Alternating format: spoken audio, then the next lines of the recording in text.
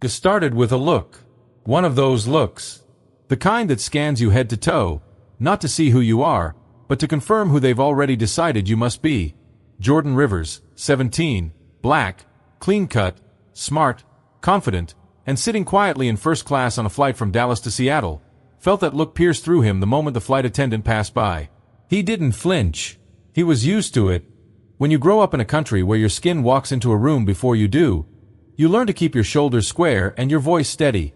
But nothing prepared him for what came next. "What's in the bag?" Her voice was sharp, eyes locked on the small gray pouch in Jordan's lap. "It's my medication," he answered calmly, holding it a little closer. That answer didn't satisfy her. "Medication for what?" she demanded. "You didn't declare it." Jordan reached for the documents his dad had prepped. TSA forms, doctor's letter, prescription details. All ready, all legal. She didn't want them.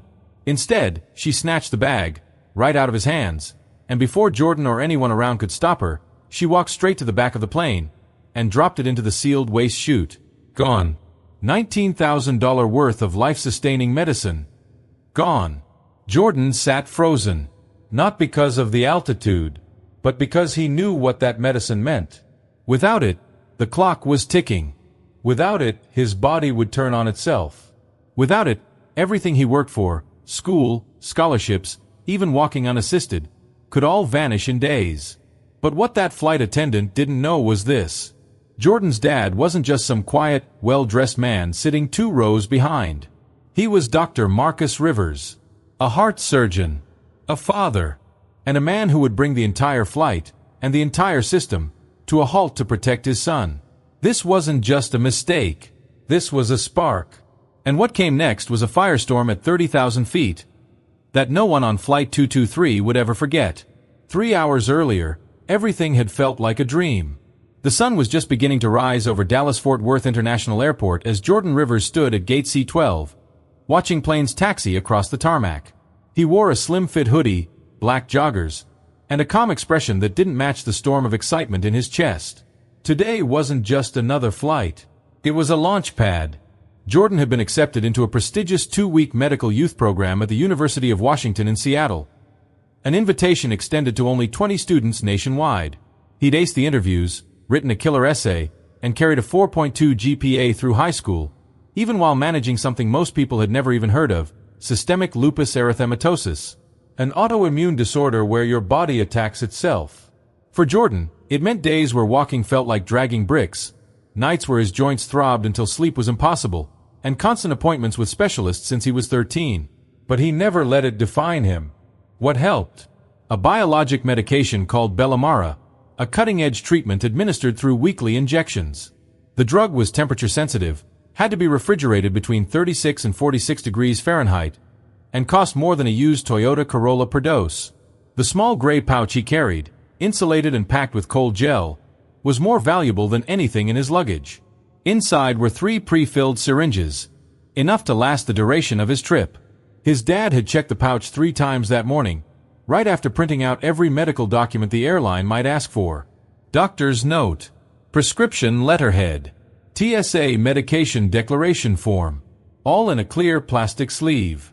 All triple-checked, because Marcus Rivers didn't leave anything to chance. Marcus was many things: a top cardiothoracic surgeon at Baylor Medical Center, a single father, a stickler for rules, but above all, he was his son's shield. He had watched Jordan fight for a life of normalcy, turning pain into drive, disease into discipline. Every morning injection, every missed basketball season, every late-night hospital stay, it all led to this flight. Sitting beside Jordan in first class, Marcus had chosen those seats not for luxury, but for accessibility and space. He wanted his son comfortable, rested, and most importantly, safe. He wasn't taking any chances with turbulence, cramped legroom, or uncooperative crew members. They weren't alone. Sitting on the aisle was Angela Rivers, Marcus's wife of 5 years and Jordan's stepmom. A freelance photographer and free spirit, she brought light to their home and calm to every storm. She had spent the night before helping Jordan pack, carefully rolling each pair of socks like a travel puzzle and reminding him, "You're not going just to learn, baby. You're going to shine." That morning, Everything felt aligned. Boarding was smooth. Jordan's joints were feeling strong. The cabin had that early flight hush. Passengers settled in, flight attendants prepping for takeoff. Outside, the sky was crystal blue. No one could have guessed that by the time this plane crossed Colorado, the name Jordan Rivers would be trending nationwide, and everything they had worked so hard to protect would hang by a thread. The cabin lights dimmed as the plane ascended through the clouds, leaving the Texas heat behind. A soft chime echoed overhead. Passengers shifted in their seats, rustling snack bags and flipping through in-flight magazines. The hum of the engines was steady, almost calming. Jordan leaned his head against the cool window and took a slow breath. He loved this part of flying, that suspended feeling of being nowhere and everywhere at the same time. Outside, cotton-thick clouds rolled by like slow waves. For a few minutes, it was peaceful, quiet. Across the aisle, Marcus glanced at his watch. 10:42 a.m. time for Jordan's mid-morning injection. He leaned in. "You good, champ?" Jordan nodded. "Yeah, just a little stiff. Think I'll take it now." Angela, flipping through a photography magazine, looked up and gave him a warm, knowing smile. "You want me to get the water?" Jordan reached down to pull his backpack from under the seat. It was neat, organized. He unzipped the front compartment slowly, careful not to jostle the cold pouch too much. Everything was as it should be, the gel pack still cool, the syringes perfectly in place. He moved with practiced calm. He'd done this dozens of times. But a voice cut through the quiet. "Excuse me, what are you doing with that bag?" Jordan looked up.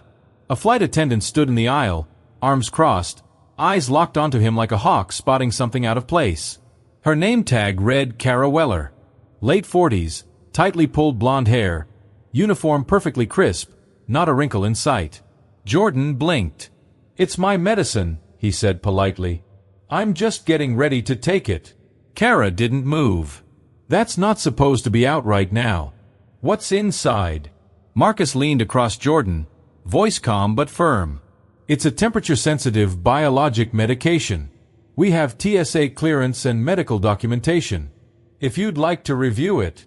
"I didn't ask you, sir," Kara snapped, turning her attention back to Jordan. "Young man, you can't just pull out unmarked syringes in the middle of a flight. That's a safety concern." Jordan froze, caught between compliance and confusion.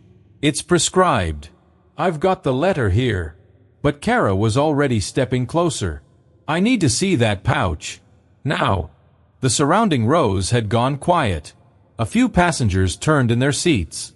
The tension was sharp, like the click of a seatbelt snapping shut. Marcus spoke again, lower this time. "Ma'am, with all due respect, you're escalating something that doesn't need to be. This is a scheduled, documented medical administration. We followed all procedures.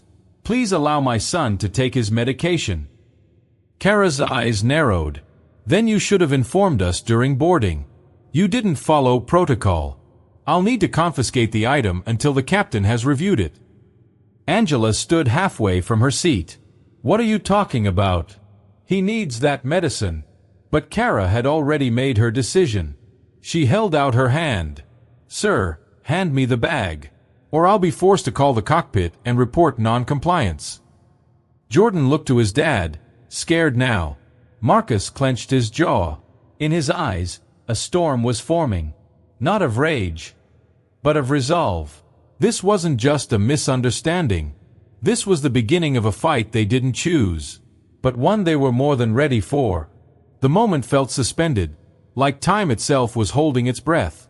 Jordan's fingers hovered above the open flap of the pouch, the coolness of the gel packs brushing his knuckles.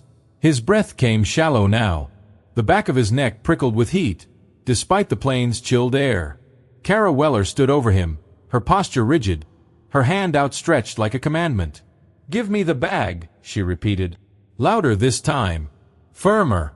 A few rows back, someone muttered, "What's going on?" Another passenger craned their neck. A baby started fussing in 12C. Marcus Rivers rose slowly from his seat. 6 feet tall, lean, calm, dangerous. He didn't raise his voice. He didn't have to. His presence alone quieted the aisle. "Ma'am," he said, placing himself between Kara and his son. I need you to take a breath. He reached into the seatback pocket and pulled out a clear sleeve of documents. This is a TSA medical notification form, signed by a physician. Here's the prescription, and a full description of the compound. It's a refrigerated biologic, legally cleared for transport and in compliance with FAA Regulation 121.575. Kara didn't even glance at the papers. I'm not authorized to verify those. I'm not a pharmacist. Marcus took a slow breath. But you are required to follow protocol, which includes requesting the captain or lead attendant before confiscating any medical equipment. That's in your own handbook. Kara bristled. You're being argumentative. No, Marcus said. I'm being factual. But Kara had already decided. She wasn't listening to facts. She was listening to fear. Or bias. Or power. Maybe all three. I'll ask one more time, she snapped, stepping forward. Give me the bag, or I will have security meet us upon landing. Jordan looked up, eyes wide, lips parted. Dad? And before anyone could say another word, Kara reached down and ripped the pouch from Jordan's hands. Hey! Jordan shouted. Angela gasped. Marcus moved instinctively, stepping forward, but Kara had already spun on her heel and stormed up the aisle toward the galley at the front of the plane. Excuse me, Marcus called after her. You can't just take that. Kara, that's my son's medication. No response. The gray pouch swung from her grip like a stolen wallet. She disappeared through the blue curtain. Silence followed. Heavy. Suffocating. Jordan slumped back into his seat, face pale, hands trembling. Angela reached for him, her voice cracking. It's okay, baby. It's okay. We'll get it back. But Marcus knew better. He wasn't breathing. His mind was racing. He knew that the compartment Kara entered wasn't just where snacks were stored. It was where trash was compacted, sealed, disposed of midair. And worse, there were no backups, no refills. That medicine had taken over 2 weeks to get compounded and shipped. It wasn't a prescription you could just call into Walgreens. If it got warm, if it was gone, everything would begin to unravel. He was already on his feet, striding toward the front of the plane. The whispers started. A few passengers turned their heads, phones in hand. Some recorded. Some just stared. But Marcus didn't see them. All he saw was the blue curtain swaying from Kara's exit. He pushed through it, fast, but not frantic. On the other side, Kara was standing with the lead attendant, whispering in hushed, frantic tones. Unlabeled syringes. He got aggressive. Made me feel unsafe. Marcus stepped forward, voice like steel. Where is the bag? Kara flinched. The lead attendant, a tall woman named Denise, turned with surprise. Kara held up the pouch with 2 fingers, like it was radioactive. He was combative. I had to act fast, she said. This could be anything. And then, in one smooth, horrifying motion, she turned to the trash chute, popped the latch, and dropped it inside. Click. Slam. Gone. The world narrowed. Marcus stood still. His mind couldn't process the sound. Jordan's medicine. $19,000 in biologic injections. The hope, the planning, the scholarship, the health. All tossed like garbage. A moment passed. Then another. And then Marcus whispered, "You just made the biggest mistake of your life." Marcus Rivers didn't move right away. He just stood there, eyes locked on the stainless steel trash chute where his son's medication had vanished seconds earlier. The roar of the engines hummed behind him. Somewhere, miles below, mountains rolled across the American Southwest like sleeping giants. Inside him, something ancient stirred. Not fury. Not yet. Something colder. Sharper. The part of a man that doesn't scream when wronged. The part that builds a case so strong it burns the ground beneath it. He took a step forward. "Kara," he said quietly, "you just destroyed a Class 3 biologic. Do you even know what that means?" The lead flight attendant, Denise, turned toward him, suddenly more alert. "Sir, please lower your voice." "I am not raising my voice," Marcus said calmly. "I am stating facts. That bag contained 3 pre-filled syringes of Bellamara, each one valued at over $6,000. They were temperature-sensitive, custom compounded, and necessary for the stability of a 17-year-old with lupus sitting 2 rows behind me. Denise blinked. Sir, I wasn't informed. You were informed the moment your colleague decided to ignore federal documentation and take matters into her own hands, Marcus cut in. The medication was legal, declared, documented. You had every opportunity to verify. Instead, you disposed of it illegally. Kara's face went pale. She opened her mouth, but no words came. Marcus didn't give her the chance. You escalated a non-issue into a medical emergency. You dismissed both verbal explanation and written evidence. You took something irreplaceable and tossed it, on instinct, on bias. And I want you to know that I've memorized every second of this moment. Denise tried to intervene. Sir, we're in the air. Please let me get the captain. Yes, Marcus said. Do that.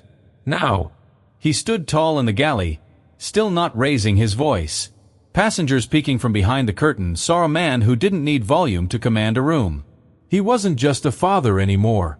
He was a witness. A professional. A system builder now facing the system from the outside. The captain arrived a few minutes later. Captain Nolan Reese, early 50s, jaw like concrete, posture like a Navy vet. He scanned the room, already tense. What seems to be the issue? He asked. Marcus extended his hand.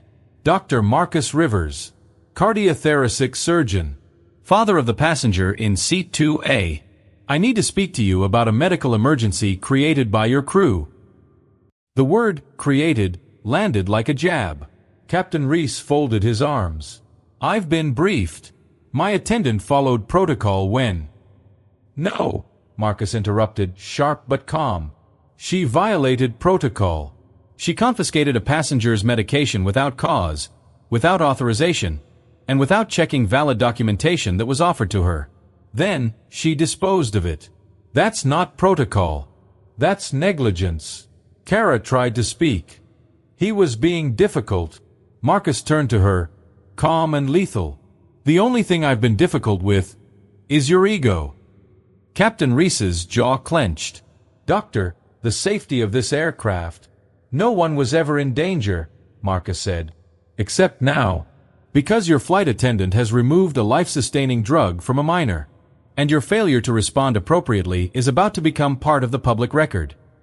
He pulled out his phone and held it up. Everything I'm saying now is being documented. Legally. As of this moment, I'm notifying you that my son is medically unfit to continue flying without intervention. Under FAA regulation, that places the burden of responsibility squarely on the airline. Captain Reese opened his mouth, but Marcus cut him off. I am not asking you to agree. I am informing you. If you choose to continue this flight without deviation, you will be doing so with full knowledge that a preventable medical crisis is imminent, and you will be held accountable. The air in the galley thinned. Denise looked shaken. Kara stood frozen. Captain Reese stared at Marcus, then looked past him, toward the curtain, toward the passengers, toward the problem that had now taken on a life far beyond altitude and airspeed. And Marcus stood still, unmoving, unblinking. A storm in a pressed Navy suit. Not shouting, just making sure everyone heard him anyway. Seat 14C had been silent until now. Emery Shaw, 22, leaned back in her aisle seat, earbuds out, iPhone in hand, screen already glowing.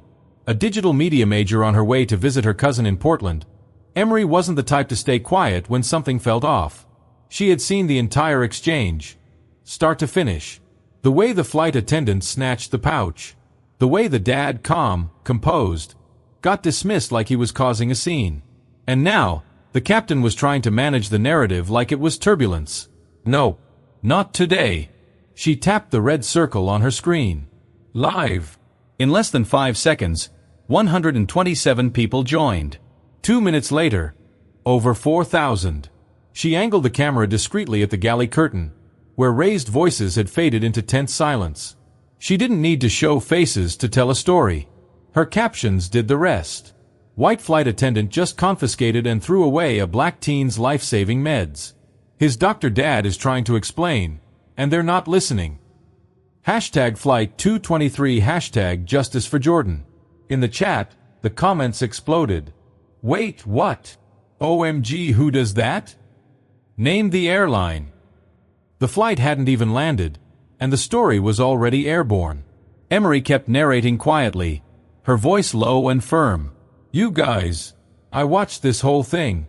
Kid was calm. Dad showed papers. Flight attendant didn't even glance at them. Took his meds like it was a threat and trashed them. I don't care what side you're on, this is wrong. A middle-aged woman in the row across leaned in. Are you streaming? Emery nodded. Yeah, the world needs to see this. The woman hesitated, then said, Good. They need to know. As if on cue, a new alert popped up on Emery's screen. You're trending in hashtag Seattle News. She widened her eyes. Holy crap. Back at the front of the plane, Captain Reese's voice came back. Tense, low, but now shaky. He knew. Somehow he knew. The camera might not have been on his face, but the pressure was. This wasn't just a passenger complaint anymore. It was a live-streamed storm, witnessed, recorded, and spreading fast. And inside 14C, with 16,000 viewers and counting, Emery just whispered, You messed with the wrong family, and the whole world's watching now. Captain Nolan Reese didn't like being challenged, especially not in the middle of the sky. He had flown commercial jets for nearly 2 decades, dealt with everything from mechanical failures to mid-air medical emergencies. But nothing irritated him more than what he saw as a passenger trying to tell him how to do his job. As he stood in the galley, arms crossed, facing Dr. Marcus Rivers, that irritation showed. In his eyes, in the tight line of his jaw, in the clipped way he spoke. Doctor, he began, voice like cold steel. I understand your frustration, but this is a commercial aircraft, not a courtroom. I can't divert this flight over a disagreement with a crew member. Marcus didn't blink. This isn't a disagreement, he said, calm and precise. It's a preventable medical emergency. Your flight attendant unlawfully confiscated and destroyed a federally approved, temperature-sensitive biologic. My son's treatment is time-dependent. Without it, he risks a full flare, organ stress, joint inflammation, and in extreme cases, respiratory failure. Reese exhaled through his nose. And yet, your son appears stable. Marcus nodded. For now. But with this condition, symptoms don't always show until it's too late. You're not a physician. I am. And as his guardian and doctor, I am formally declaring him medically unfit to continue this flight without intervention. That hit the captain square in the chest. His eyes narrowed. You're threatening to force a diversion? No, Marcus said, still cool. I'm placing that decision in your hands. But I want it on record that you were warned. And if you ignore that warning, you'll bear full liability. Legally, medically, and publicly. The word publicly landed like a slap. Captain Reese had heard whispers among the crew. Something about a live stream. Passengers filming. Social media. Hashtags. And now this man in front of him. Asterisk asterisk impossible to rattle. Razor sharp with the rules. Asterisk asterisk wasn't just a father. He was a storm with credentials. I don't make these decisions lightly, Reese said stiffly. Marcus stepped in closer, lowering his voice. Neither do I. There was silence for a beat. I've worked with flight surgeons, FAA consultants, and emergency response teams, Marcus continued. I know what this diversion will cost you. Paperwork, maybe even scrutiny. But if my son collapses mid-air or touches down in Seattle in critical condition, you will face much more than scrutiny. You'll face the kind of headlines no airline can PR their way out of. Captain Reese finally looked away. He reached for his headset mic. Give me dispatch, he said. Now. Denise, the lead flight attendant, blinked in surprise. Sir? Tell them we have a developing medical situation, Reese muttered. Prepare to reroute. Then, with a last look at Marcus, one filled with irritation, resignation, and something resembling respect, he added, We're diverting to Denver. I hope you're right, Doctor. Marcus gave the faintest nod. I am. And as the captain turned away, Marcus walked back down the aisle, quiet, composed, and unshaken. At row 2, Jordan looked up. His dad sat down beside him and said simply, "We're landing early." Jordan's voice cracked. "Is it gonna be okay?" Marcus reached over, took his hand, and said the only thing that mattered now. "It will be. Because I'm not letting them fly away from this." The wheels hit the runway with a heavy thunk, jolting the cabin as the jet roared down the tarmac at Denver International Airport.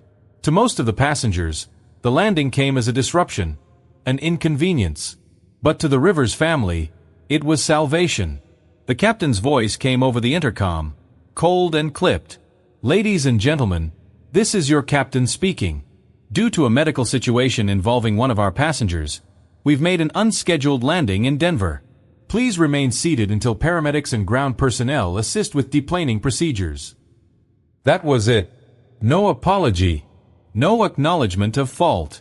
Just a sterile announcement wrapped in airline speak. Jordan sat motionless in his seat, his face pale. His body had held up, for now, but Marcus could already see the signs. Stiffness in his hands. That slight tremble in his jaw. The kind of subtle cues only a father who'd watched this disease closely for 4 years would notice.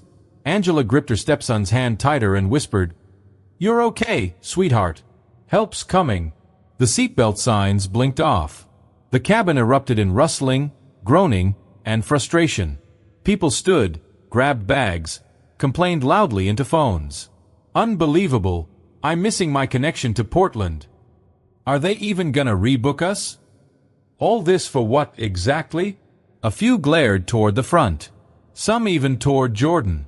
But then, others stood in quiet solidarity. The woman in 14D whispered to Marcus as he passed, "I saw everything. You were right to speak up." And Emery, still in her seat, phone in hand, kept live streaming. Her voice steady. "Flight 223 just landed in Denver. The teen still hasn't had access to replacement meds. Airline staff haven't offered medical support. Over 80,000 people are watching this in real time. We see you." Then came the professionals. 2 paramedics in Navy jumpsuits boarded through the front. A third person followed, Ascend Air's regional operations manager. His face was red, his walk quick. Behind him, a company security officer and Kara Weller, the flight attendant who started it all. She stood several feet back, no longer posturing. Her hands were clasped in front of her, her eyes down. Marcus didn't look at her. Instead, he addressed the ops manager directly. "My son needs to be transported immediately to University Hospital. Rheumatology department. He is immunocompromised and in danger of flare-up due to loss of medication." The paramedics moved into action. Jordan was gently lifted, secured in a mobile chair. Angela followed close behind, carrying his backpack. The ops manager cleared his throat. "Dr. Rivers, we deeply regret the situation and will cooperate with any investigation." Marcus cut him off. "It's not an investigation. It's a lawsuit." The man's face dropped. "We can offer vouchers, first-class return flights, hotel." Marcus stepped closer, eyes sharp. "You can offer my son what you stole. His safety, his health, his dignity. But since that's gone, you can give me your legal department's direct line. And you can inform your CEO that Flight 223 didn't just land in Denver. It landed on every screen in America." With Jordan wheeled down the jet bridge, and cameras now waiting at the terminal, the air in that cabin no longer belonged to the airline. It belonged to the truth. And for Kara Weller, who stood silently by the forward galley, it finally sunk in. She hadn't just thrown away a pouch of medicine. She'd triggered something far more powerful. A father's unshakable will, and a nation's attention. By the next morning, the story had left Denver. It was on Twitter, then Reddit, then CNN. Black teen's medication thrown away mid-flight. Father grounds plane in mid-air showdown. The video clips from Emery's live stream were everywhere. Major networks ran segments. Podcasts debated it. Talk shows dissected it.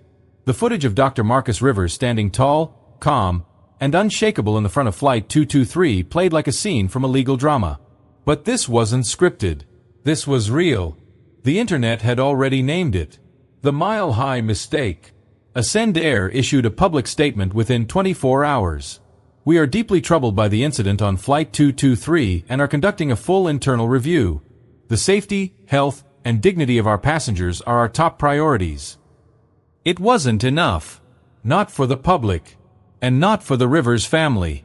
Because while social media burned with outrage, Jordan was in a hospital bed. University Hospital's rheumatology department had moved fast. But even with expert care, Jordan began experiencing early symptoms within 18 hours. Fatigue, joint swelling, elevated heart rate.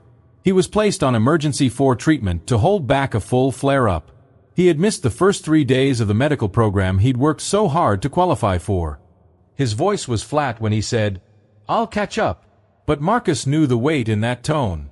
Knew what his son was really asking. Why did this happen to me?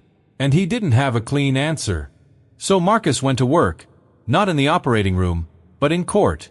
He hired civil rights attorney Malcolm Avery, a sharp, media-savvy legal mind who didn't just handle lawsuits. He shaped narratives. Within 1 week, Marcus filed a federal complaint against Attendant for a medical negligence, a disability discrimination, under the Air Carrier Access Act, an unlawful seizure and destruction of private medical property, emotional distress and systemic misconduct.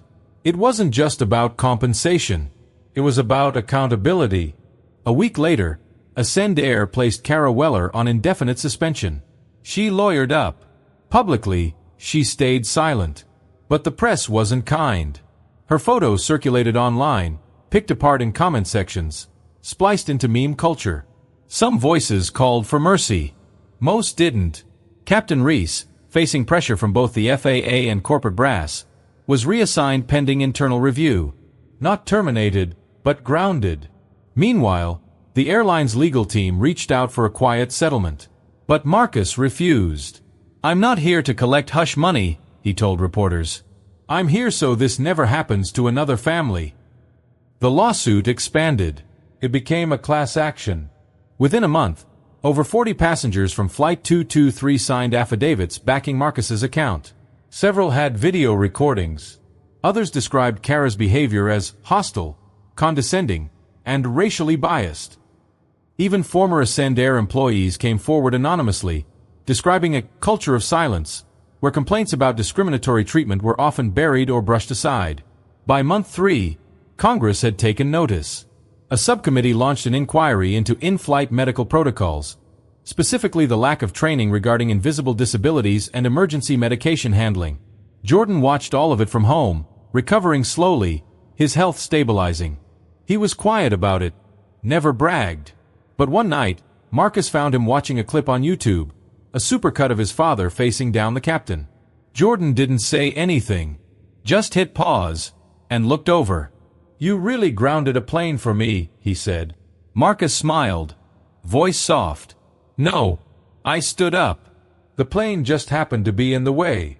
By month 6, Attendant settled. They didn't admit wrongdoing, but the terms were clear.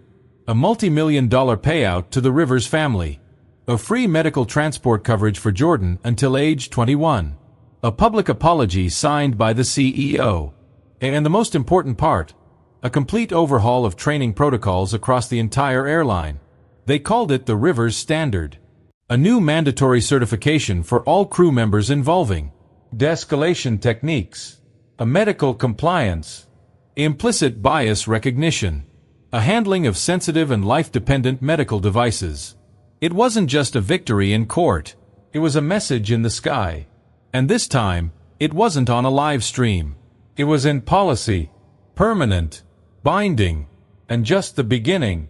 6 months later, the snow had melted off the sidewalks in Seattle, and the skies, finally, began to clear. Inside the light-filled lobby of the University of Washington's Biomedical Research Building, Jordan Rivers stood taller than he had in a long time. Not just physically, but spiritually. Stronger. Sharper. Whole.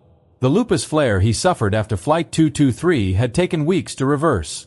Physical therapy, immune support, adjusted treatment plans. But he had made it. He'd missed the summer program, yes. But the university hadn't forgotten him. They invited him back, this time not just as a student, but as a guest speaker. Now 17 and thriving, Jordan walked across the stage in a room filled with high school seniors, med students, and faculty members. His voice, steady and deepened just a little since the flight, carried through the room with quiet confidence. "I'm not here because I got lucky. I'm here because my dad didn't flinch. Because someone stood up and didn't sit back down." The room erupted in applause. But Jordan didn't smile for the praise. He smiled for something deeper. In the front row, Marcus sat beside Angela, pride written all over his face. But he wasn't thinking about victory. He was thinking about responsibility, legacy, and what they did next. Because the fight wasn't over. That fall, the family launched a non-profit called First Seat, a national initiative advocating for students with chronic illnesses who travel for education, sports, or treatment. The mission was simple: protect medically vulnerable kids in transit, provide legal tools, secure medical ID cards, partner with airlines, train staff. The first fundraising event drew over 2,000 donors. Within 3 months, 2 major carriers had signed up to pilot the Rivers Standard Beyond Ascend Air. Other families began coming forward. Stories of quiet discrimination, of life-saving medication mishandled, of kids like Jordan who had been scared into silence midair. But now they had a name, a voice, and a blueprint for change. As for Kara Weller, the former flight attendant, her name had disappeared from headlines. The FAA investigation concluded she had violated multiple internal policies. She lost her job, her license to fly, her credibility. Some said her career was ruined. Others called it justice. Marcus never spoke her name again, not out of hatred, but because he simply refused to give her any more real estate in his story. And Jordan got a full scholarship, not because of what happened, but because of who he became after it. A survivor, a speaker, and someday soon, maybe, a doctor. That's how legacies are born. Not in the fire, but in the rebuilding. Not in the moment a plane is grounded, but in the moment someone rises, stronger than ever, ready to lift others with them. What happened on Flight 223 didn't end on a runway in Denver. It echoed, loudly, unexpectedly, and far beyond U.S. borders. Within weeks, news outlets in Europe, Canada, and South Africa picked up the story. Advocacy groups for chronic illness and disability rights began tagging airlines, pressuring regulators. Aviation blogs, usually focused on engine specs and business class reviews, began asking harder questions. Do flight crews know the difference between a threat and a therapy? What training exists for invisible illness? And how many passengers have quietly suffered without a live stream to protect them? From a single incident, a global conversation took flight. In the UK, Parliament introduced a motion calling for mandatory chronic illness awareness training for all flight personnel. In Canada, 2 major airlines reached out to First Seat for consultations. Even the World Health Organization invited Marcus and Jordan to participate in a virtual forum on medical discrimination in transit spaces. But the most powerful impact didn't come from institutions. It came from individuals.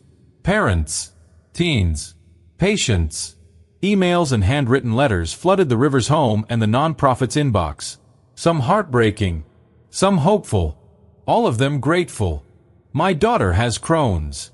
We've been terrified to let her fly alone. But your story gave us courage. I have MS. I've been humiliated at security checks for carrying syringes. Thank you for making noise when the world tried to stay quiet. Your son's calm gave my son strength. Jordan read every one. Not because he needed validation, but because he understood something now. This wasn't just about what happened to him. It was about what happens to people every day, quietly, unjustly, and how one moment of courage can unmute the silence around it. The live stream might have ended. The flight may have landed. But the movement, it was just getting started. Because when you speak up for the person beside you, you give people around the world permission to do the same. At first glance, the story of Flight 223 seems like a story about conflict. A teen's medicine was taken. A father stood up. A plane was grounded. A company was held accountable. But that's only the surface. The deeper truth, the one that lasts long after the headlines fade, is a reminder about power. and where it really lives. Because the truth is, power isn't always loud. It's not always in the captain's voice or the corporate statement. Sometimes it's quiet. It's in a father choosing calm over chaos. In a young man choosing dignity over fear. In a witness choosing to live stream instead of look away. And it's in all of us, when we decide to speak up. There are people right now, sitting in classrooms, doctors' offices, or airports, carrying illnesses you can't see, carrying trauma you don't know, carrying lives that look normal from the outside, but feel like war on the inside. They don't always get a camera on them. They don't always get a trending hashtag. That's why this story matters. Not because it's dramatic, not because it went viral, but because it revealed how fragile dignity can be when systems fail, and how quickly that dignity can be restored when even one person chooses to act. So what can you do? You don't have to ground a plane, but you can. Speak up when you see someone being mistreated. Educate yourself about invisible disabilities. Ask questions before you make judgments. Support policies that protect medical privacy and patient rights.